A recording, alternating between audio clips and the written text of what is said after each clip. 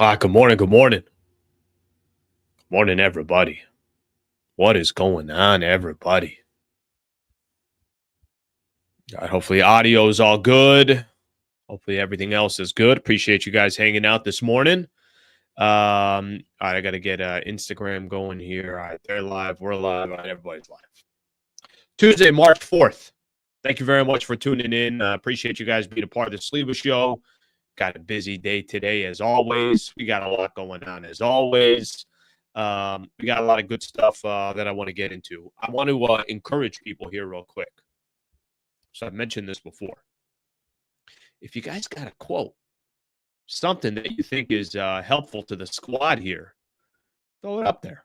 I'm going to have my own quotes. It's all good. I'll have mine, and they'll be there every morning. But I kind of like this start off the show with a morning quote here. So I'll throw that out to everybody. If you got a quote out there that you think is if you guys think is good, throw it out there and we'll read it to everybody else. Okay, quote this morning. I had a lot to choose from. It's better to be at the bottom of a ladder you want to climb than halfway up one that you don't. It's better to be at the bottom of a ladder that you want to climb than halfway up one that you don't. Okay, that's interesting. I kind of like that one, right? Kind of a little bit different from the norm there. What's kind of the thought process behind that quote? Okay, find something that you actually want to do rather than just being halfway up the ladder and like, I don't want to be here. It's a good quote right there. It's better to be at the bottom of the ladder that you want to climb than halfway up that you don't. Okay, I want to get into. I'm going to give everybody just a quick idea here. We're going to do a little bit of a. Let me see what we got here. We good on audio? Okay, I think we're all good. Okay. Every time I see one, there's like panic mode. If I see somebody tell me, I don't even care about the video. I just want the audio to sound clean. And when somebody tells me, Leslie, the audio is a little this, I think of every possible wrong thing that can happen, but it looks like it's all good. Okay. Your audio and streaming. Is it not good? All right, we'll roll with it and see if something changes. If something needs to change, you guys can keep me posted. But hopefully everything locked in here. Hopefully over time it gets a little bit better. Okay, so a couple things here, and I saw a couple. I did see a couple of quotes here. So let me read off a couple of the quotes here. And if we're having anything streaming-wise that's an issue, hopefully it just gets better as we go on here. All right, let me find the quote. Somebody had just put a quote out here. See if I could find it here real quick. See if I could find it here. I like this one. Your attitude is free of charge, but how you use it could cost you everything. That's really good right there. Okay, let's get another one in here. Steve. Better to remain quiet and be thought a fool than to open your mouth and confirm it. Oh, I like that too. That's solid right there as well. All right, let me give everybody a quick rundown of the show. Give everybody a quick idea of what we're going to be doing in the show today. All right. All right, just making sure all the connections are good so that you guys don't have any issues. Here's what we got going on today. Lot of respect for the Lakers around the league here, and earned, by the way, earned. I listened to a lot of podcasts yesterday, so I did my show, and then naturally, I think it's common to just all right. Let's see what other opinions are, what other people got to say. A lot of people's opinion right now on the Lakers is clearly, as it should be, right? There's a lot of positivity around the Lakers. There's a lot of A lot of people talking specifically about how this team all of a sudden is becoming a title contender. Where are they in the Western Conference? They're sitting at number 2. So we'll spend a little time on that. But I think the main point for me is they earned that respect. That this wasn't something that was handed to them. There was also something else that came out, Coach of the Year odds, and we're getting kind of a little bit better of an idea of what the Coach of the Year odds look like. Okay, is JJ on that list? He better be on that list. I've been talking about that for a month now. So again, I think what you were hoping for perception wise from some of, I guess you could say the rest of the league is starting to notice clearly what the Lakers are doing, and nothing was handed to them. So I think that's the part that I think I like the most. I want to kind of play something out here, because if you go look at the standings, something is happening here that can very, very well lead us to just an unbelievable playoff matchup, probably in the second round. So I want to get into that. I'll tell you guys what I'm talking about here. Man, if you guys were watching the NBA at all yesterday, the Kyrie news, the Kyrie injury, just incredibly, incredibly unfortunate. We'll talk a little bit about that and just kind of talk about what's happened to Dallas, honestly, since the trade.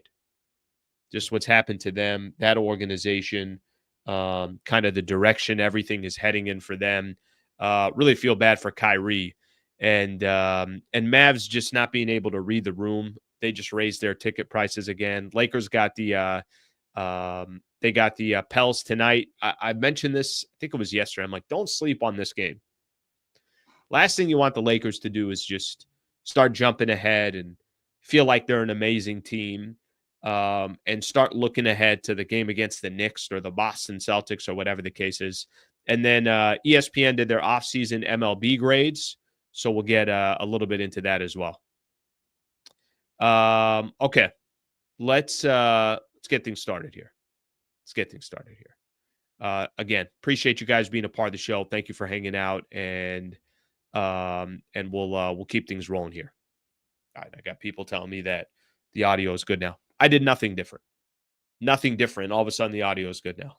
This is why I'm not a tech guy. I won't be able to tell you what the hell happened. Okay, let's get the show started. So, earning respect. I'll tell you guys what I mean by that. I think a lot of times, naturally, the Lakers are always a big time story. The Lakers are a big time story around the league, and we all know that. That just kind of comes with the territory of the Lakers. And I'm talking about positively or negatively. It doesn't matter. The Lakers get clicks. People watch the Los Angeles Lakers. There's a reason why they got 41 games or 40 games or something like that that are nationally televised this year. And a lot of times it doesn't have to be positive stories. Just the mere fact that the Lakers are always talked about is just something to observe. And I'm not trying to overhype anything or anything like that. But if you think about the Lakers the last couple of years, a lot of the conversation around the Lakers has been, hey, maybe they got kind of this Hail Mary shot at making some real noise. And it's because they had LeBron and it's because they had Anthony Davis. This season starts, and, I know there's a lot of question marks around the Lakers. JJ Redick, it's a brand new head coach. What's really changed? Was that Western Conference run did the Lakers just get very fortunate of matchups? The following year, they played Denver, and Denver, beats them in 5 games. Would that have happened? And did the Western Conference Finals really not mean that much because of some of the circumstances that I'm mentioning? Put all that to the side for a quick second.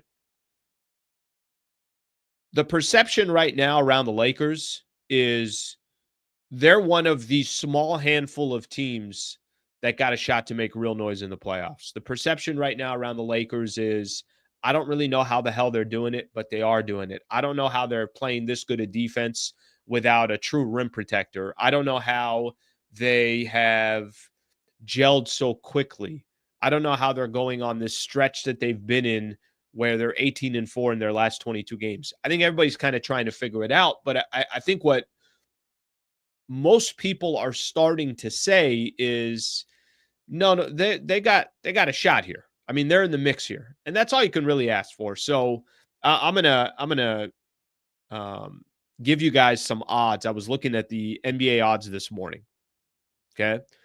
The overall favorites right now to win an NBA championship are the Oklahoma City Thunder.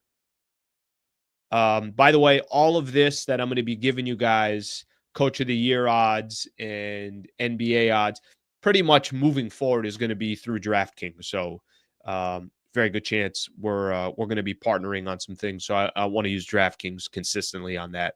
So anyway, something to keep in mind here. So the Oklahoma City Thunder are the favorites to win the 2024 NBA Finals at plus 175 odds. Okay, who's two? Who's second? The Boston Celtics at 220. Who's third? The Cleveland Cavaliers at plus 600. So the Cavs, even with what they've done, the betting odds are still saying they would take the Celtics over the Cavs in a 7-game set. And I don't really question that too much. I do think the Cavs have really, really kind of shortened that gap of whatever that gap was. And it might be now a flip of the coin. It could be a flip of a coin. But I think most people, just because Boston won the NBA championship, they know exactly what they got through them. They're going to take their chances with Boston. OKC, Boston, and Cleveland. Who do you guys think is number 4? It's the Los Angeles Lakers at plus 1,500. And then Denver rounds out the top 5 at plus 1,600. OKC, Boston, Cleveland, Lakers, and the Denver Nuggets. Golden State's on this list as well as number 6 odds, but I'm going to keep them out here for a quick second. Top 5, Thunder, Celtics, Cavs, Lakers, and Denver. I don't care. I'm not here trying to make an argument, and if people are going to make the argument, oh, Lakers will beat the Thunder because they got more experience and because they got Luka and LeBron. I'm not here for that argument. The argument that I'm here for, it's not even an argument. I just think it's the Lakers are getting their proper respect, and it was earned. And I think that's the point that I'm trying to make. If you look right now, Coach of the Year odds, how many times have I brought up over the course of, I think it was after the Lakers beat the Pacers.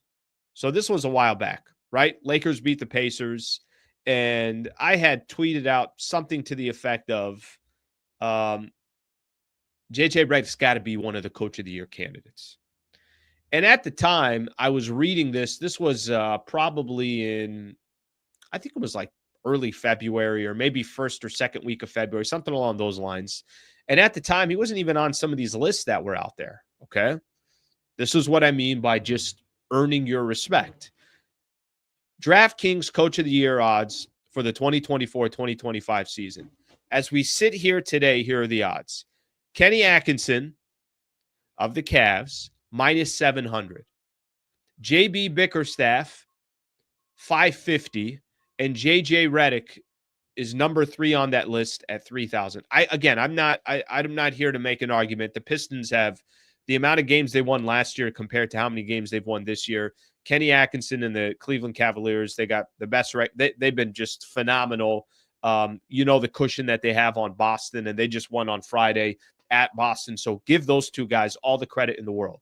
But can we just at least make sure that JJ Redick is in the conversation, is being mentioned? DraftKings has him 3rd on that list, and then most of these others are kind of similar. They're following suit to that. So the conversations of Taylor Jenkins and Ime Udoka and Oklahoma City's coach Mark Dagenot, all these guys, they're still on the list. They're still there, but JJ Redick is getting the respect that he deserves as well. So I think for me, I think the one thing that I'm really noticing about the Lakers here over the course of the last week or so, it started off as, hey, this team's not going to make noise this year because how can they? How are you going to make noise when the roster is as flawed as the Lakers have? The Mark Williams trade didn't go down. When they traded for Luka Doncic, they got Maxi Kleba, but Kleba is not available now. So what are the Lakers going to do from a Bigs perspective? And by the way, I was on that list too.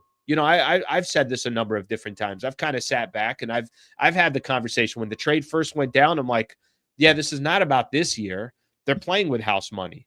Yesterday, I was doing a video on how the expectations have just completely changed for the Lakers, and they've changed because of what they've done, how they've played. And I think the NBA odds that are out there, Coach of the Year odds that are out there, I think all that stuff I don't think this is just a Laker thing. And I know a lot of times there's so many Laker fans and it's such a sexy pick that it's going to drive up, certain odds and things along those lines. But I think this has more to just do with the fact that the Lakers are playing really good basketball. And I at least just like the fact that this is not something that was handed to the Lakers. They've kind of gone out there and grinded it out and put themselves in a position where they should be a part of the conversation. They should be a part of the conversation of, hey, is this a team you want to face in the playoffs? Hey, is LeBron and Luka in a 7-game set? How much of a headache can that be? Hey, is JJ Redick potentially a really, really elite coach that just happens to be a rookie, and then over the course of the next couple of years, he'll show that he's elite coach? Those are all good conversations to have about the Lakers, and clearly they've earned that. All right, let me look at some of the comments here. Take a look at some of the comments, and then I want to kind of keep hitting on a few other things here. Because I still think there is some hesitation for the Lakers out there. And I don't think I'm completely opposed to that. I kind of still understand where people are going when they make that argument. Okay, let's see what we got here.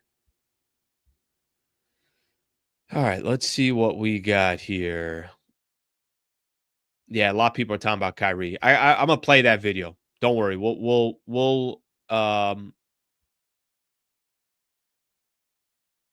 did it come out officially? Is that what people are reacting to? Oh, yeah. Yeah, it came out official. Poof. Mavs lose all-star Kyrie Irving to torn ACL. Jeez. Yeah, I it's a tough one.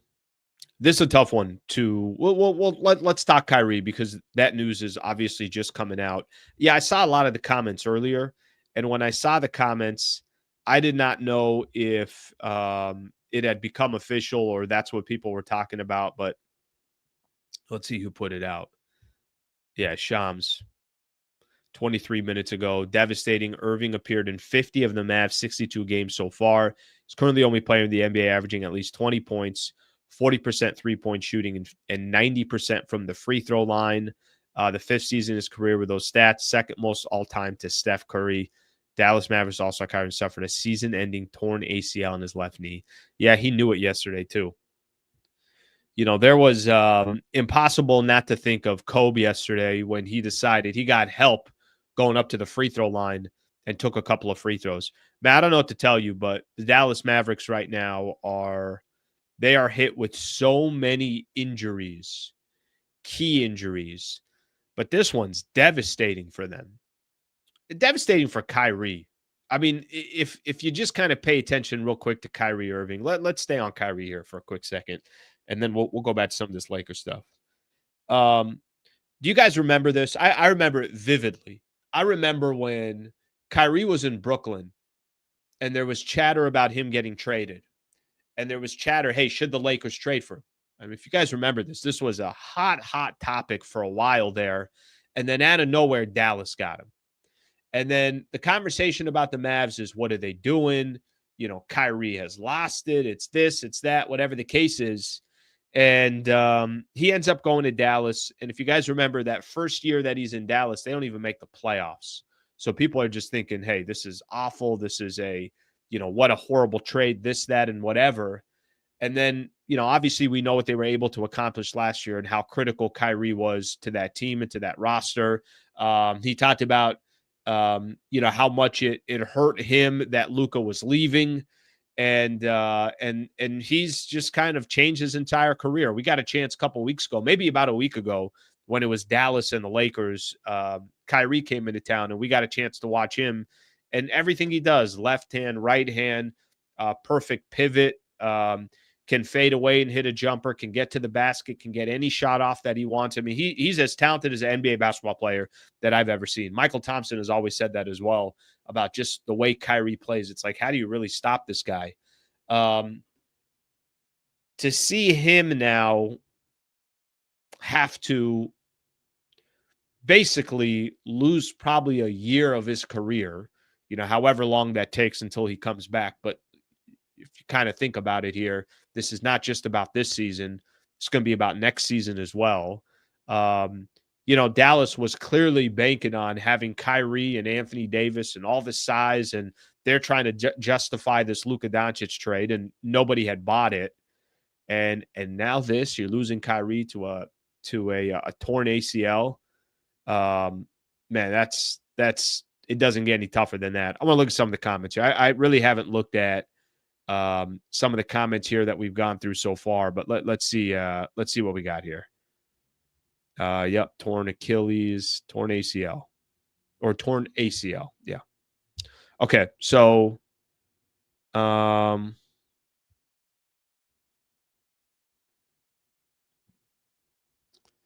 so sad was stepping up and trying to carry the burden of the front office.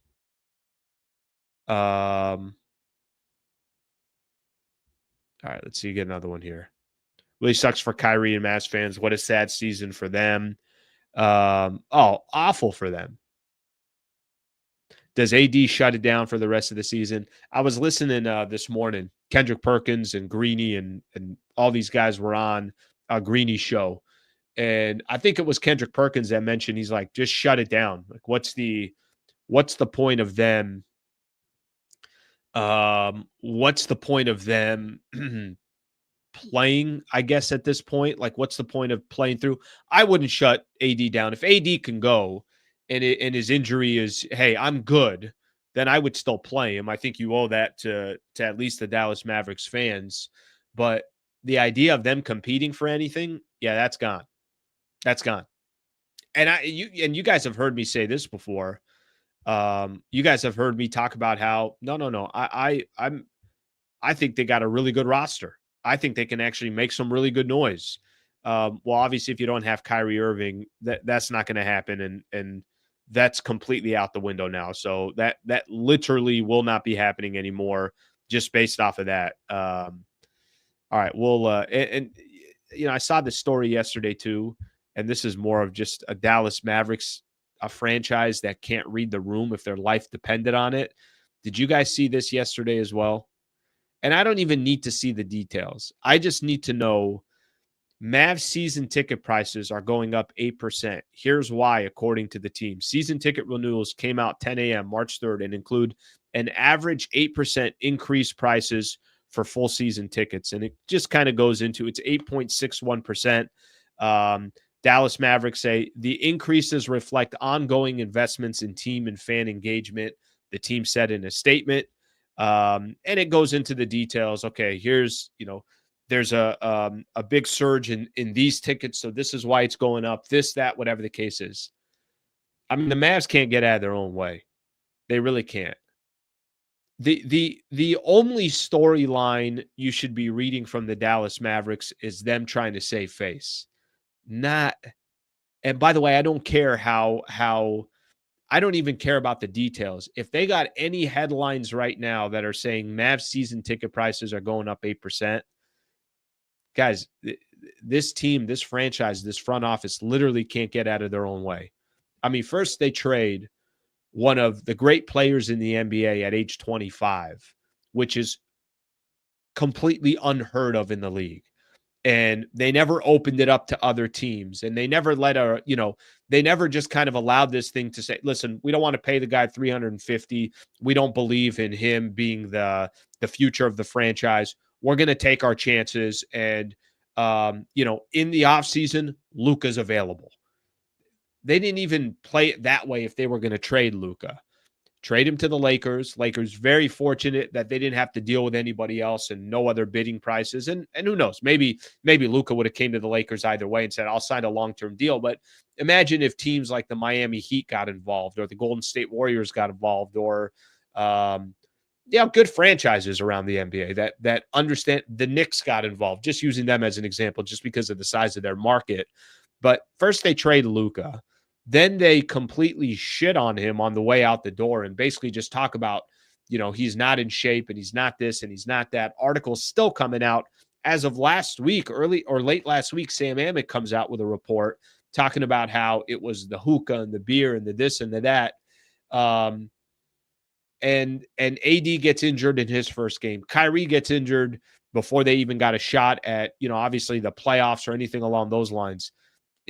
you want to, if you're in PR, if you're in public relations and you want to know how to completely demolish your franchise or your business, go look at what the Dallas Mavericks are doing. They're a great example. All right, we'll look at a couple more of these comments here, and then I'll get back to I'll get back into it.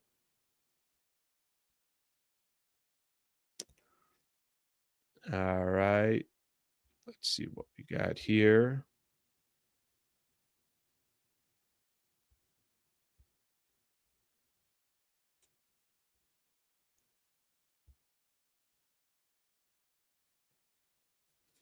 Photo of Kyrie and Kobe and Gigi, or the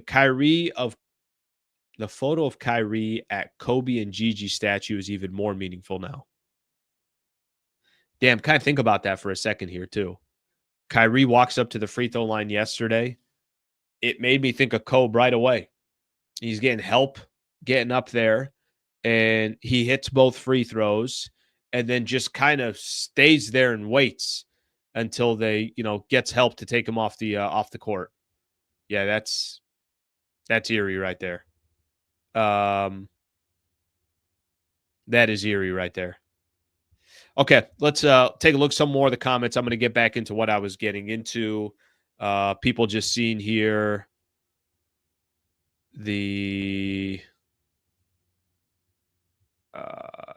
some people just looking at some of the Kyrie stuff right now. Damn, just awful. Okay, I'm gonna keep moving on here. I was gonna get into that later, but I didn't even know it was official yet that Kyrie Irving, tore his ACL. So that's it. Obviously, season-ending injury, and we'll go from there. But we'll just kind of had to jump into that one. Clay, you lost. Should have gone to the Lakers. Here's another one here. Conspiracy theory: Nico become the Lakers GM when JJ and Brown go to Vegas. Team looking more realistic. Yeah, I'm not big on these. I'm not big on the conspiracy theories. I think they just had a really, really, really dumb trade.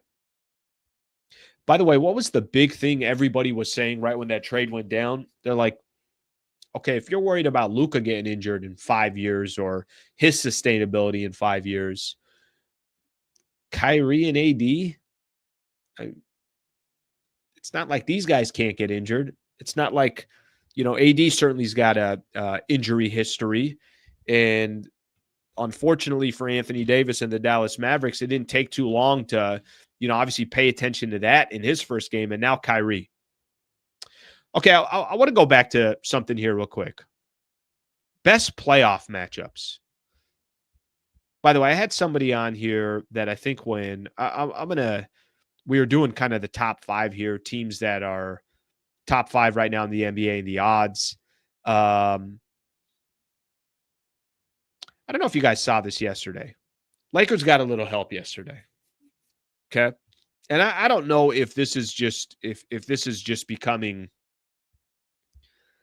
if this is just what it's going to be. Lakers got 21 losses. They're 38-21. Get a win tonight.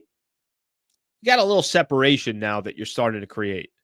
Memphis has lost 3 in a row. They're 3-7 in their last 10. They got 23 losses. So all of a sudden, Memphis, who was just chilling at the number 2 spot, now all of a sudden Memphis is kind of fighting and clawing to stay in that top 5, I guess you want to call it. Not top 5, top 4, you want to call it.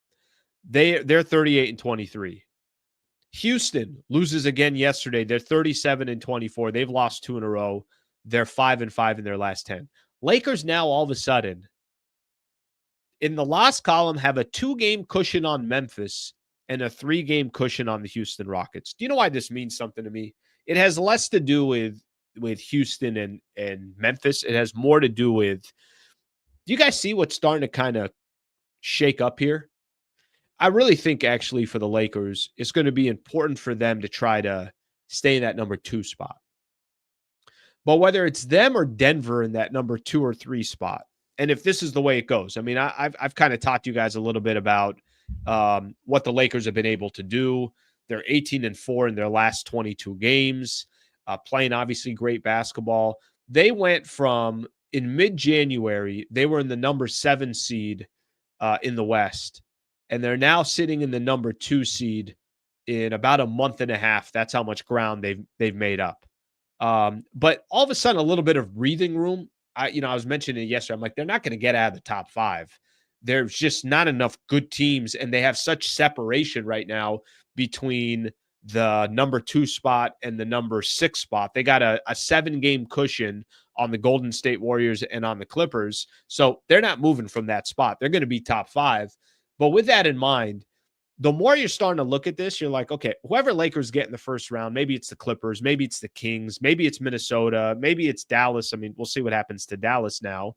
But wherever they end up,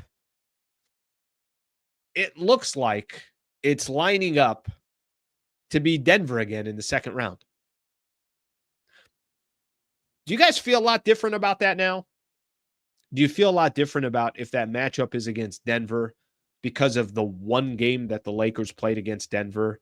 And yes, they had lost 13 of their last 14. Yes, that game meant a lot more to the Lakers than it meant to Denver. But is there a little bit of like the Nuggets again? Or is it, okay, take our chances with Denver? I will tell you this, having Luka on this team completely changes my perception of it. But you go just start going to look at the standings. The way things are starting to kind of separate here. And I know 2 games in the loss column is nothing, but a week ago, Lakers were 2 games back of a lot of these teams. 2 weeks ago, they were behind Denver, Houston, and Memphis. So in just a 2-week stretch, look what the Lakers were able to accomplish. I know they're playing great basketball. They're winning, and you got some other teams that are taking L's.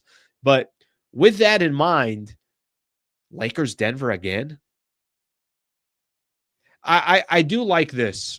I do like the expectations now for the Lakers.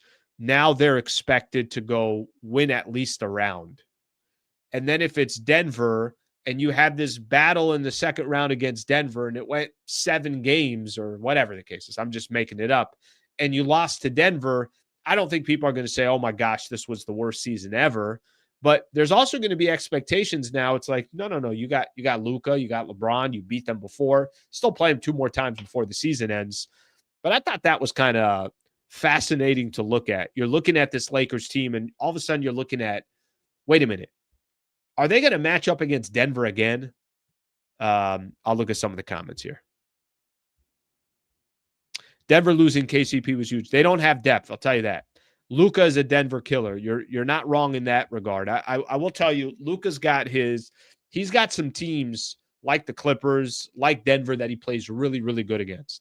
So I think there's just going to naturally be a perception of, well, whatever that looked like before, it's not going to look like that again. Lakers can beat Denver in a series. Nuggets defense isn't good.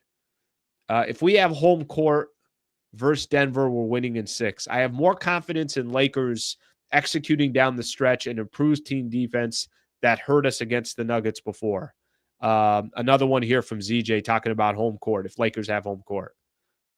Luka changes the calculus of a matchup. Not yet. Need to see other games against Denver.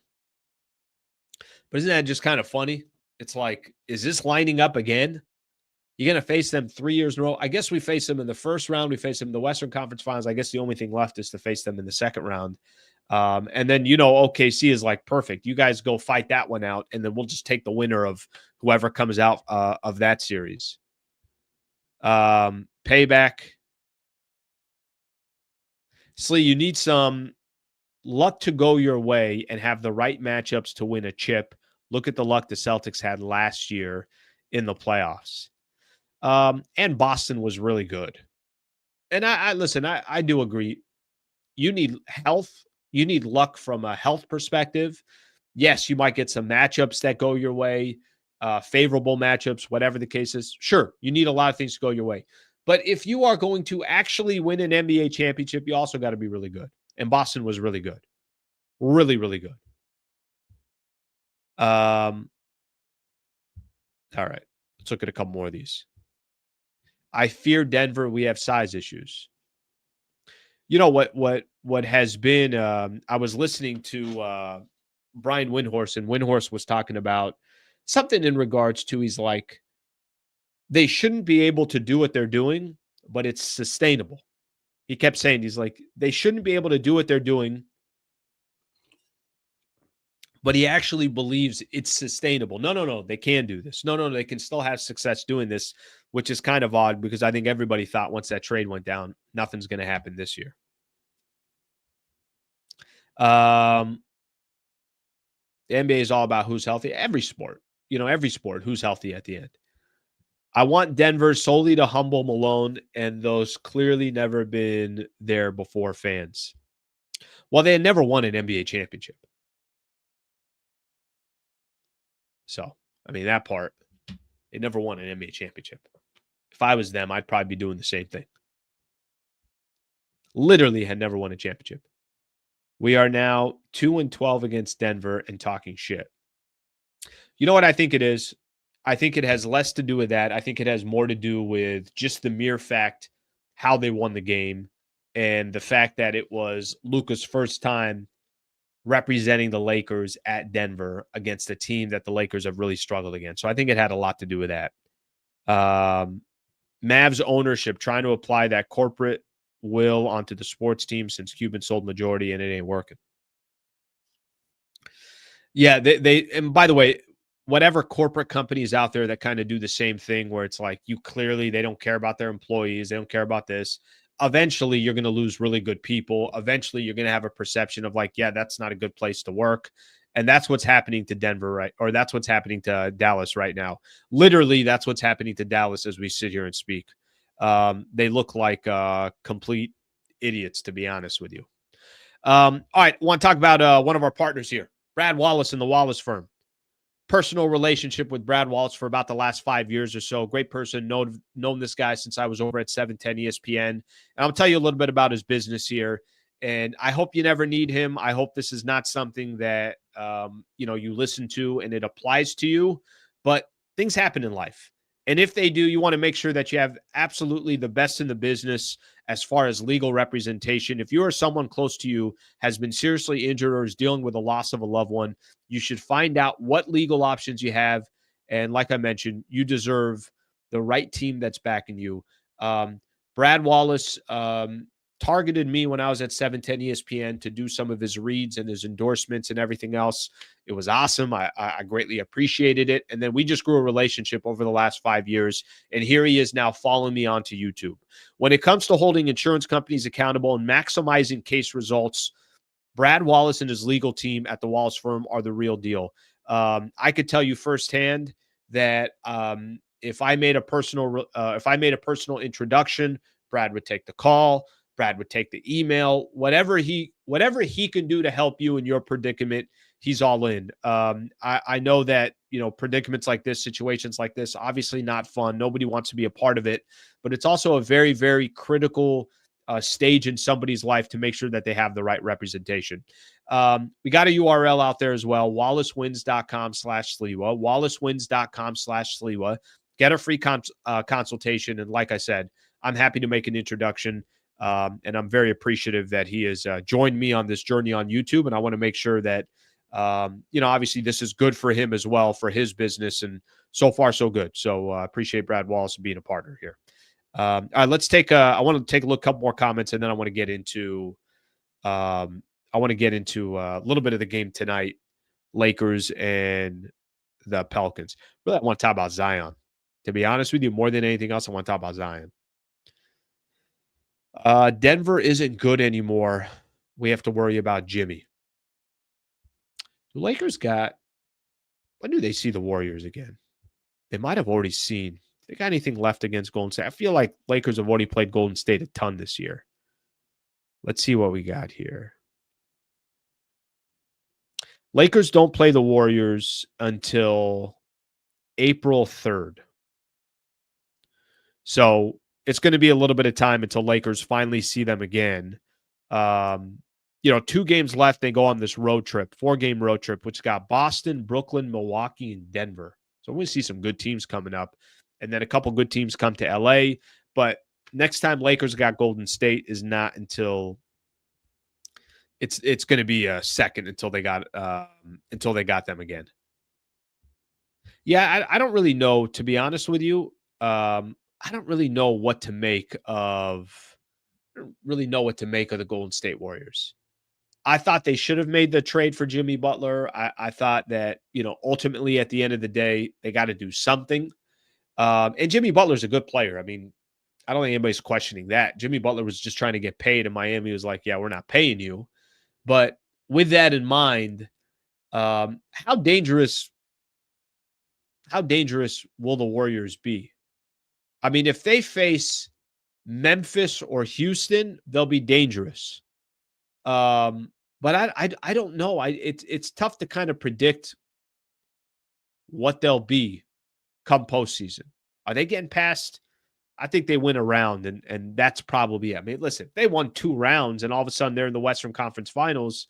I don't even know if they even have those expectations. New owners got bad juju. Kyrie got to go to LA. Yeah, Kyrie's got a long recovery in front of him. I'll tell you that much. Cheaps tickets. Thank you for the super, brother. I appreciate you. Yeah, he's got a long.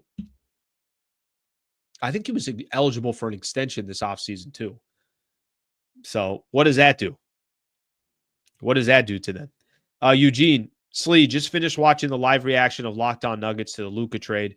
Thanks to Trevor Lane's recommendation. It's effing gold.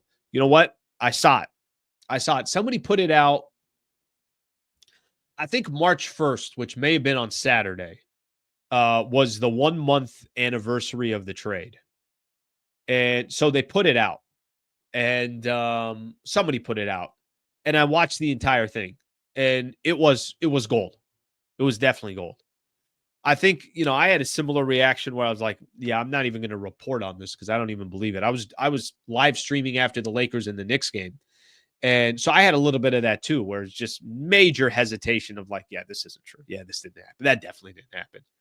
And then, obviously it goes down. It's good. No, I'm with you. If those haven't watched it, go watch it. Eugene, thank you for the super, brother. I appreciate it. Let's get another one in here. John Wayne. Sick of Laker fans straddling the fence. Win 1 round, it's not a disappointment, but they can also win the championship. Right now, Slee, do they have enough to get to the finals or not?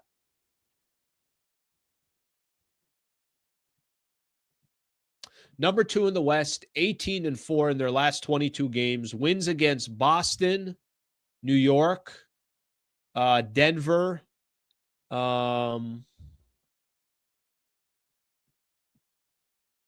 Yeah, I think they have enough to get to the finals. And they have enough to get to the finals because, and I'm really not blowing smoke up anybody's.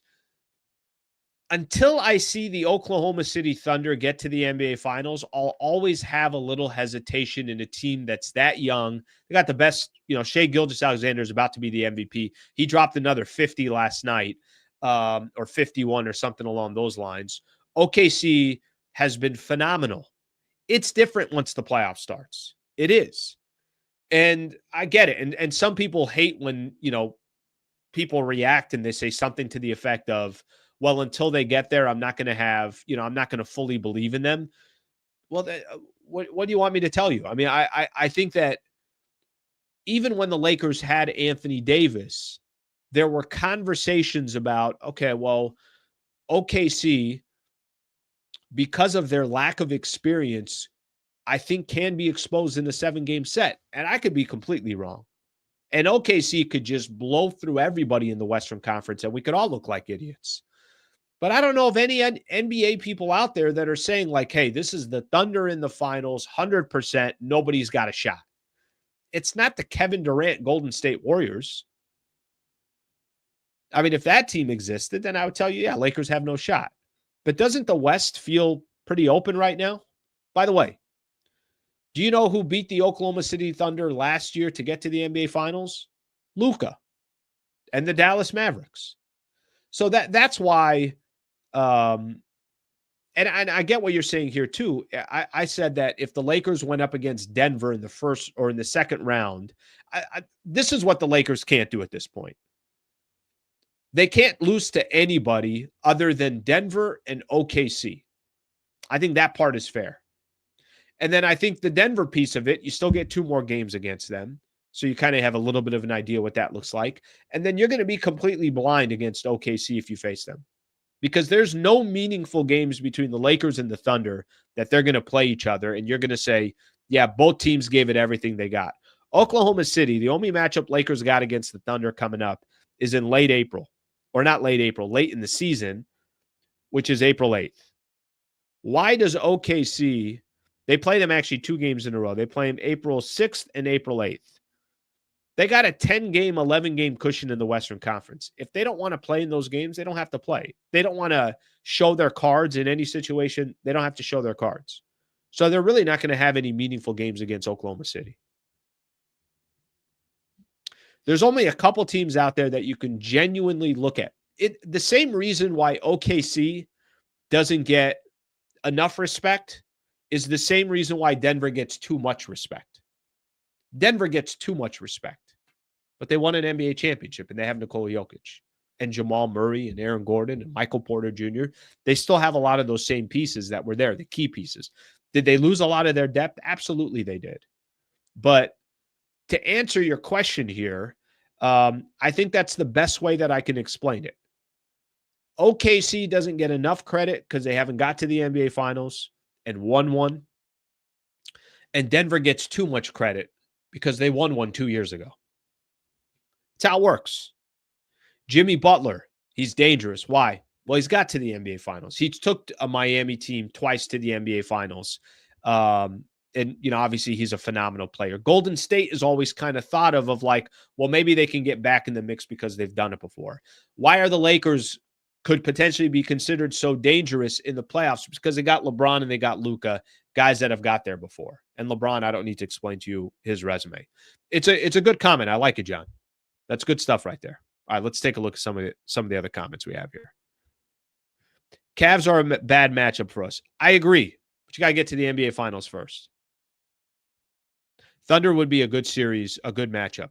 Thunder maybe still, maybe playing still for the best seed in the NBA, as in basically best record in the NBA. Okay, if that's the case, then we're going to get a chance to see them. Let me actually look at that. What's the overall standings? I know them and Cleveland are close to each other.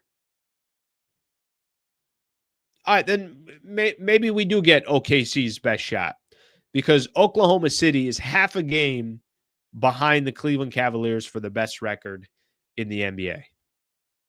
So that's a good point. It's a good observation, actually. Maybe we get a little bit of that. Let me look at a couple of these here. And I want to look at I want to talk Zion here for a little bit. Imagine if LeBron got the same whistle as SGA. Is that a thing right now? Does everybody now think Shai Gilgeous just gets every call? Why would he get every call? And I don't have to answer this. I'm not watching Thunder games, but why all of a sudden would he get the call?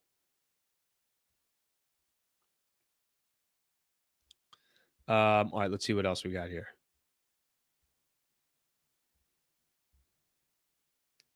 Let's talk Zion here real quick.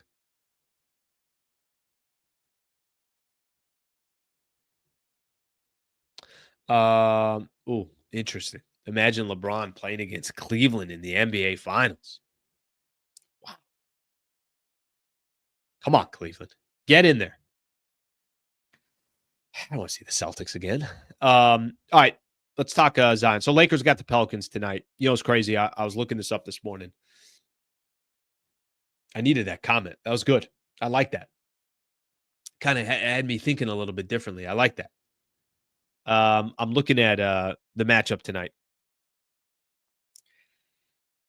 So, do you guys know this? You guys remember the amount of hype that was coming in? I got hype first on the Pelicans, and then I got hype second on Zion. You guys remember preseason rankings in the NBA. Listen, a lot of people were looking at the Pelicans like, oh, yeah, that's definitely a playoff team, and that could be a tough out.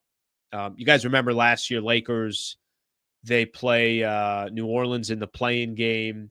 Remember, they played them 2 games in a row. Last game of the season was against New Orleans, so that locked up the number 7 seed. And then they played them in the play-in game, and that's a game Zion was going off and then got injured. Zion was a baller in that game. Lakers had no answer for him, even with Anthony Davis. Okay. Preseason rankings came out in the NBA. I was looking this up today because there was a lot of people that were hopeful that, hey, Pelicans are going to have a good season. That's definitely a playoff team in the West. Lakers in the preseason rankings were 15th in the NBA. The Pelicans were 16th. So both teams kind of right there, right? Neck and neck when it came to starting the season, and we're going to figure it out. Okay. They had coming into the year, they had Zion Williamson, Brandon Ingram. They had just got DeJounte Murray, CJ McCollum. Of course, we know what a vet that guy's been. Has been a headache when he was with the Blazers for the Lakers. Herb Jones on that team, Jose Alvarado. Yeah, they got just a lot of solid players, a lot of young energy. And again, B.I., Zion, DeJounte Murray, CJ McCollum. I like that squad. I like that team. Let's see what they can do. And then they got other players that understand their role. Disaster of a season. Murray got injured, I think, in the first game. And then, as you got closer to the NBA trade deadline, they ended up trading Brandon Ingram. He goes to Toronto. They're now in the ESPN NBA rankings. They're now 29th. So it just kind of shows how everybody felt about them before the season started, how they feel obviously now where they're at. Kind of crazy to see how quickly this dropped off. And I'm looking, and I will tell you this, they're 5-5 in their last 10, and they've won 4 of their last 5 games. So like I said earlier, what I would not do if I'm the Lakers, and I don't think they will, but this is a game that could definitely be one of those trap games. I was listening to Sammy was doing the preview show for the matchup tonight, so you guys can go on the channel and go take a look at that if you guys want a little bit more of in the weeds of the game coming up tonight. So he's doing I think, and he mentioned they've won 4 of 5 for their last 5 games. He did say that the competition wasn't all that good. So here's the competition: they beat the Spurs twice, they beat Phoenix once, and then they beat the Utah Jazz. So it's not like they're beating great teams, but anyways. Don't take tonight's game lightly. Let me ask everybody a quick question here, because the face of the franchise is supposed to be Zion Williamson. It's supposed to be the face of the Pelicans. If I told you, give me the first word or the first couple of words that come to your mind when I say Zion Williamson, okay? I say Zion. You're having a conversation with a buddy. You're at a bar and you're getting ready to watch the game tonight. And I said, hey, what do you think of Zion? Tell me the first couple of things that come to mind when I say Zion Williamson. What are the words that are associated to Zion? Okay. I got mine. I got a list of words here that I put in there. I'll actually wait to look at the comments here for a second. I'll give you guys my list first of some of the different words that I have in mind. Always injured, out of shape, unavailable, disappointment, unbelievable potential. Those are the 7, 8, 10 words that I would describe when I think of Zion. Injured, unavailable, not in shape, doesn't respect the game, disappointing, and unbelievable potential. But unbelievable potential came way at the end. He has had so much hype around him when he was coming out of Duke, even when he was going to Duke, and nothing has come to fruition. I remember that they had the draft lottery, and it was coming down to Memphis and it was coming down to the Pelicans, and which team was going to have the number 1 pick, and whoever had number 1 was going to get Zion. Number 2 was going to be Ja Morant. And I remember there was like this video. I don't know if it was the sales team or whatever it was, season ticket, the people selling season tickets for the Pelicans, whatever the case is. And when it was announced that Memphis was going to get the number 2 pick and the Pelicans got the number 1 pick with Zion, and the place erupts and it goes crazy. What has Zion been in the NBA? And I hate to say this, and I hate to see it, because I want to see players have success, especially players that end up in markets like New Orleans, where you're like, hey, that's a cool story. Let's see what that player is able to do. Is he able to kind of carry a franchise on his own and make them relevant in the NBA? Here are the games that he's played per year since he's been in the NBA. Lakers got Pelicans tonight, so that's why we're doing this. Got drafted 2019, 2020. He's played 24 games. He's played 61 games. He missed a year due to an injury. He's played 29 games. He's played 70 games last year and then was unavailable, obviously, for that run just with his injury. And then he's played 23 games so far this year. So for those who, I'll just give as an example, when people try to make comps with like Luka, or people try to say, Luka's the same thing. He's out of shape like Zion. Luka's played, I think, other than one season, over 65 games every year that he's been in the NBA. And he's got the playoff runs, and he's got the playoff resume. Luka's been there. It's really not a comparison at all. It's a very lazy comparison just because you're saying somebody else is out of shape. But it also tells you how quick people associate someone out of shape, and they just go right back over to Zion. Really kind of disappointing to see how his career has gone so far. And like I said, I'm hoping the man is able to be, a real player in this league, but that has not been the case. Let me go back to, let me try to find what people associate with him. Okay. So let me go to the beginning here. Okay. Weak. Obese. Injured, out of shape. Fat. Talent, plump.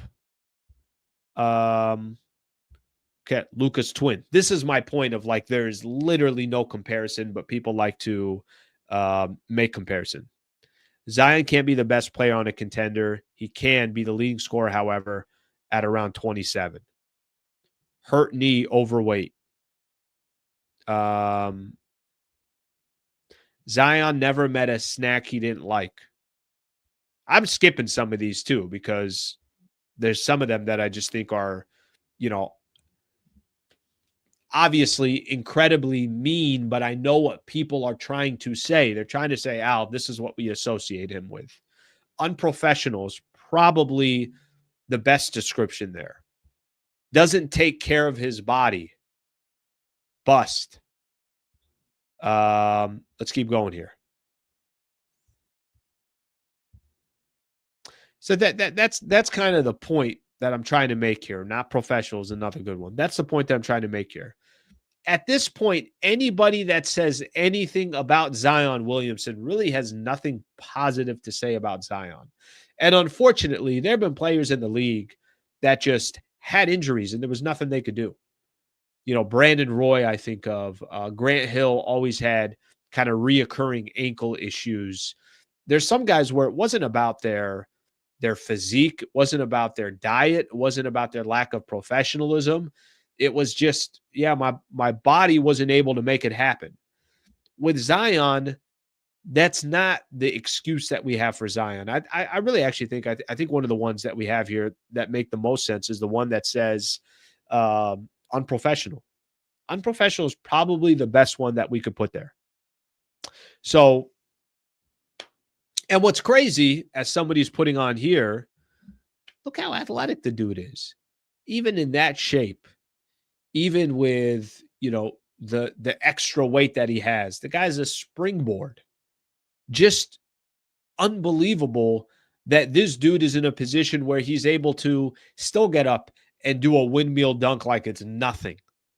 Imagine if he was actually in shape.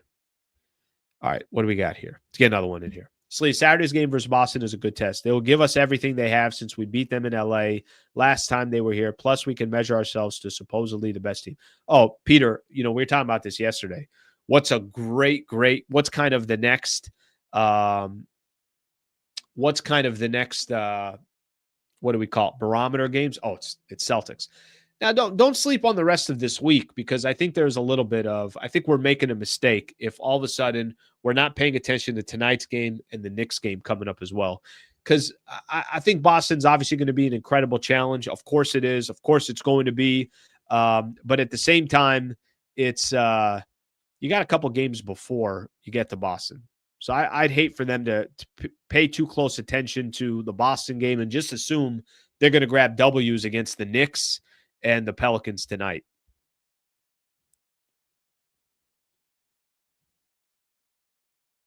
Got a lot of people on here, by the way, that are members.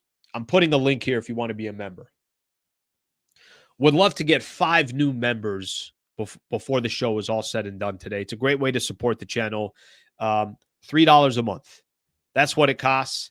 I have done now once a week. I've done content for members, and I'll continue to come up with different ways of getting people to be members and giving them incentives. But I think my biggest pitch on this is it's just a great way to support the channel. So if you're in a position to do it, awesome. And if you're not, that's okay too. I'm going to still keep doing everything that I'm doing. But there's a link there if you guys want to become members and support the channel. All right. I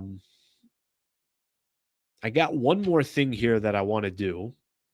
Today I can't go too long. I got a couple other things going on right after the show. And then I'm back on tonight, obviously, to break down the Lakers after the game against the Pelicans. There was an article on ESPN, and 2025 offseason grades for all 30 MLB teams. Kind of an interesting one here. The top 5. First off, I don't think you can literally score any higher than the Dodgers did. So top 5 MLB off seasons, the grade, 2025 offseason grades for all 30 MLB teams. I'll probably just go through the first few or so, but Dodgers won the World Series, had a number of players that were not available for the World Series. They were just injured. Tyler Glass now being obviously a big piece of that as well. So if they did nothing, you would say, yeah, that's still a pretty good offseason. But instead of doing nothing, Roki Sasaki, Blake Snell, Tanner Scott, Kirby Yates, re-signed Teoscar Hernandez, Hai-Sung Kim, who they signed as well, Michael Conforto, Blake Trinan they re-signed, Clayton Kershaw is back, Kike is back, Tommy Edman is back. The players they lost, Walker Buehler, Jack Flaherty, and Gavin Lux. They're going to have a number of players available as well. Dustin May, Tony Gonsolin, guys that were not a part of the mix, like I mentioned, during the playoffs last year. No surprise here. Dodgers got the only A+ in the offseason. Mets got an A. Juan Soto, Pete Alonso, Sean Manaea, they re-signed. A couple other players that they added to their team. Red Sox got an A. Yankees got an A-, and the Arizona Diamondbacks got an A- as well. There's your top 5 in the offseason. Kind of interesting. The big market chest out are the teams that were most aggressive in the offseason. Dodgers kind of did their thing, so you kind of put them to the side because you kind of just expect them now to be doing their thing. The Mets took away Juan Soto from the Yankees. The Yankees had to immediately respond, and they did. Max Fried, Cody Bellinger. Some of these are going to be risks as well that they put in here, but they did whatever they could to try to, save face, I guess you can call it. And by the way, I don't think it's a bad thing that they didn't re-sign Juan Soto at 700 and change, whatever the case is. But Red Sox are on that list as well. Diamondbacks kind of quietly got on that list, but they had a really good offseason and kind of seeing what they were able to do. Padres, a D. Padres probably the 3rd best team now in the NL West. That's disappointing. That's disappointing. All right, let's look at a couple of the comments here, and then we're going to get the hell out of here. Anthony, I appreciate you, brother. Thank you for doing that. Anthony is gifting out 5 memberships. You know what's crazy about this whole thing? About having these memberships that are available, MVP members? What's crazy to me is how many people are just like, hey, I'm going to gift 5 people a membership. I'm going to give one person a membership, this, that. So I appreciate you guys doing that. You guys give somebody else an opportunity to be a member. So thank you, Anthony, very much for doing that. I appreciate you, brother. Okay, let's see what we got here. I don't understand giving the Yankees an A.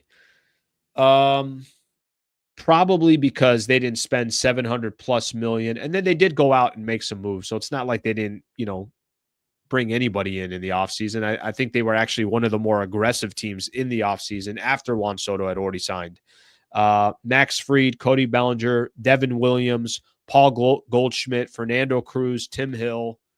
So those were some names that they brought in. But everybody, literally everybody, is chasing one team. Everybody. We lost to Charlotte and Utah because we let our guard down. I agree with you on that one. I 100% agree with you on that one. You know what's kind of crazy? What's kind of crazy is 18-4 are the Lakers. Who are their losses to? Let me look at that real quick because I know 2 of them. Obviously, Utah and Charlotte. But I want to look at who the other 2 losses were. They're 18-4 in their last 22 games, and you would think that they lost to some badass teams. I mean, listen, maybe they did before that, but let me just take a quick look at who the other losses were against. So Charlotte and Utah. Oh my gosh, that's right. They lost to Philly. Remember that game in Philly? I think AD got injured. Lakers were actually starting to play some good ball, and then they lose that game against Philly. That was the only loss that they had on that road trip that they were on.